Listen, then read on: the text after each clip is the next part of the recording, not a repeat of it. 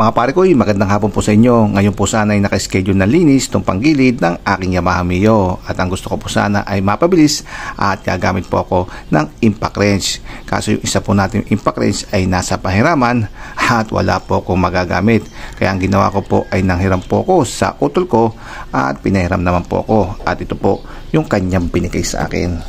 So isang maleta po na impact wrench po yung pinahiram niya po sa akin.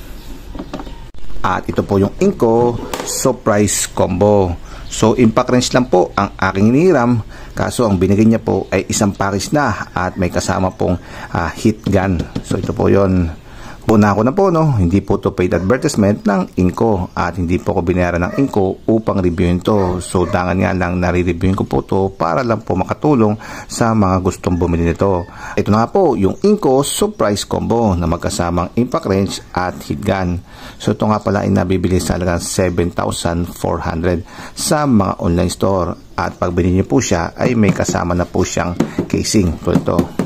So ito po ang casing niya at ito po ay made in ABS plastic kaya sigurado pong matibay. Totoo nga mga pare ko eh. So sa tingin ko pa lamang ay matibay nga po yung kanyang pagkaka-plastic. At dito po sa ating harapan kung makikita nyo yung kanyang complete detail. Sabi po rito is cordless 2 pieces combo kit. So ito nga po yon. At ito po yung mga kasama ng ating combo kit. So ito po yung kanyang mga specification, mga complete details po ng ating heater. So sabi niya po rito, cooling down rapidly in 3 seconds after switch off. Then air temperature adjustment. So ito yun. At nakalagay po dito, seconds rapid heating. So mabilis daw po siyang mag-iinit in seconds lamang. And dito naman po sa ating impact wrench, sabi po rito ay 3-speed power selection. So pwede rin po tayo mamili ng 3 speed niya. And then protective cover daw po itong nasa harapan. Sa pa pong pinagmamalaki ng Inco dito, lahat daw po ng motor nito ay brushless na. At ito nga pala ay made in China. So yung mga pare ko, huwag na po natin patagalin. Tingnan na po natin yung nilalaman itong ating surprise combo. Yun. Yung pare ko yun. Wow, mukhang quality. Siya nga pala yung ating power tools ay may 3 klase po to. Unang-una po dyan ay low end or mumurahin at low quality. Pangalawa po ay yung mga middle class na tulad po nito. Then pangatlo po ay yung mga high end, yung mga mamahalin at yung mga quality. Usually ito po ay made in Japan or Europe. And then itong ating Inco, ito po para po sa atin ay ito ay middle class lamang. So hindi po siya mumurahin na low quality at cheap. So hindi naman po siya tulad ng mga mamahalin na high quality. So nasa gitna naman po to. Kaya ito po sigurado pasok sa ating budget. So hindi naman po natin kaya yung presyo ng high-end na nakakalaga ng 15, 20 or 30,000. So meron pa po tayong isang choices na middle class tulad po nitong Inco. So hindi naman po to low quality at very cheap na madali po siya masira. Kasi sa tingin ko naman po meron naman po siyang quality. So po ay tingnan natin kung ano po yung mga nilalaman ng set package ng kanyang special combo. So unahin na po natin dito sa kanyang owner's manual. Then dito naman po syempre yung isang baterya niya na meron pong 20 volts at siya nga pala ay lithium ion battery na meron po siyang indicator ng battery. Then ito pa po yung isa. So same lang din po yung kanyang baterya na meron din po siyang indicator ng baterya. Then next naman natin, syempre pag may baterya meron din po siyang charger. So sasaksak lang po natin ito sa outlet at ito naman po ay dito sa ibabaw. Yun, at mag-charge na po itong ating lithium ion battery. Then ito sa ating heat gun, meron po siyang mga adapter.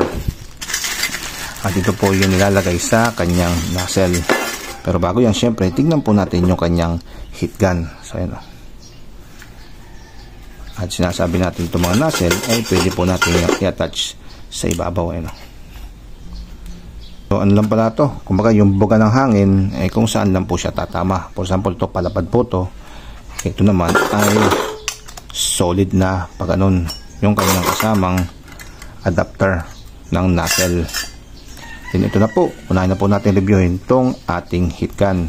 Itong ating heat gun, yung kanyang build up material ay ABS plastic. Itong sa ibabaw, stainless po itong pinaka-nozzle na rito.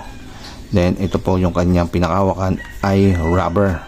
So very grippy, malagkit po siya at siguradong hindi po tudulas sa ating kamay. At sabi nga po dito, daw po mag-produce ng dalawang init, isang 300 degrees Celsius sa number 1 selector at 550 degrees Celsius sa pangalawang selector. So meron po pala siyang dalawang seleksyon, isang mainit at isa namang mainit na mainit. Yung battery niya rin, yung kanyang construction ng material ay ABS plastic din po at yung quality po to pagdating po sa baterya. Saksak na po natin at ayun sa number 1, init to. Medyo maligamgam po yung labas na init nito. At ito na po yung number 2. Yun. At nakikita po natin na nagbabaga na po yung unahan nito sa loob.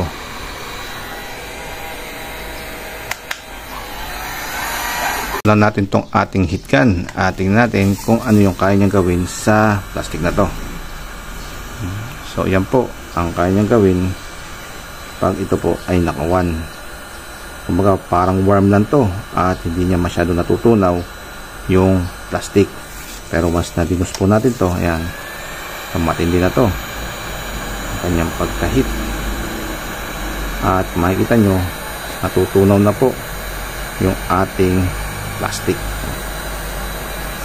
Yan po yung ating number 1 na power tools na heat gun ng Inco. Sunod po natin tignan ay yung kakambal niyang impact wrench. So ito mga pare ko, kaunaw na ako napansin sa kanya ay yung kanyang bigat. At talaga naman po siyang mabigat. At ang tansya ko po rito, ito po ay tumitimbang ng 5 kilo. At isa pa napansin ko dito ay ang laki po ng kanyang ulo. At sa tingin ko po ay malaki din po yung kanyang motor at mga granahe niya na pampalakas ng ikot or torque. At tingnan natin ano kaya yung torque nito.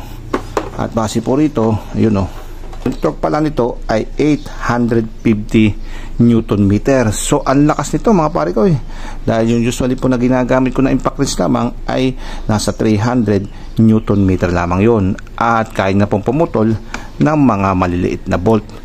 Ito po pa kaya, ay Diyos ko po, nakakaawa naman po pala yung bolt ko rito sa ating CVT. Kung makikita nyo naman po yung kasama niya mga sakit, talaga naman po ang lalaki.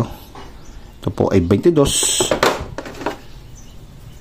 ito po ay 27, at ito po ay 24. So ang lalaki po nito.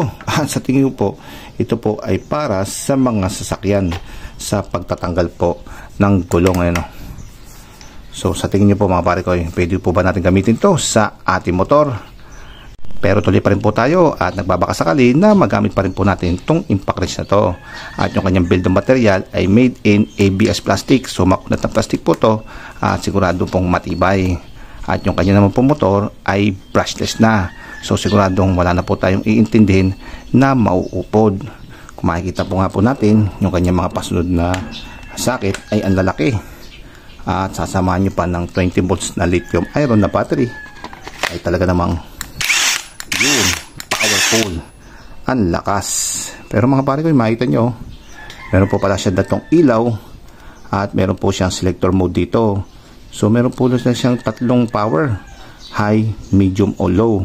Kaya ito po ay high, at pag pinindot po natin itong mode ay mapupunta po tayo sa medium power. At yung kanyang L na low, ayun, ay low power. At yung isang ilaw nyo naman po, indication po yon na nasa reverse po itong ating impact wrench.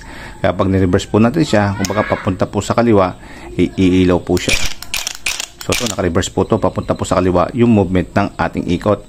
Then pag nilagay naman po natin sa kanan, sa pigpit, ayun, pwede na po tayo mamili kung ano pong speed ang gusto natin. Pero paalala po, itong selector mode po na to ng ating impact wrench na high, medium at low, ito po ay nakaspecify lamang sa speed at yung kanyang impact blow. Pero yung kanyang torque po ng paghigpit ay naka-maintain po yan sa 850 Newton meter. So po, tingnan natin kung anong kayang gawin ng 850 Newton meter na torque ng impact wrench na to. So gagawin lang po natin dito ay paluwag at hindi po paikot. Kaya tingnan po natin kung ano po yung kanyang mode. So paluwag po yan, papunta po sa kaliwa ang kanyang rotation. Ayun mga pare ko, ang lakas. So lakas po ng kanyang torque at nakakatakot po gamitin tong panghigpit ng mga bolt. So pwede po to sa mga malalaki po talaga na tornilyo at nut, at doon po talaga to nakadesign. Pero sa ating motor at sa lalo na po sa kanyang CVT ay not recommended po na gamitin tong impact wrench na to. At yan po mga pare ko yung ating review, itong nahiram po natin sa ating utol na surprise package ng Inco na magkasamang heat gun at impact wrench. So ito, nag-decide po ako na hindi ko na lang po siya gagamitin kasi medyo natatakot po tayo sa ating mga tornilyo at bolts. So ang gagamitin ko na lang po ay conventional na hand tools na lamang. At ito po ay isasauli ko na lang po sa utol ko. So hanggang dito lang po yung ating review. At maraming salamat po sa panonood. So paano sa inyo mga pare ko, at abang-abang na lang po ulit sa iba pa nating re-reviewin na power tools.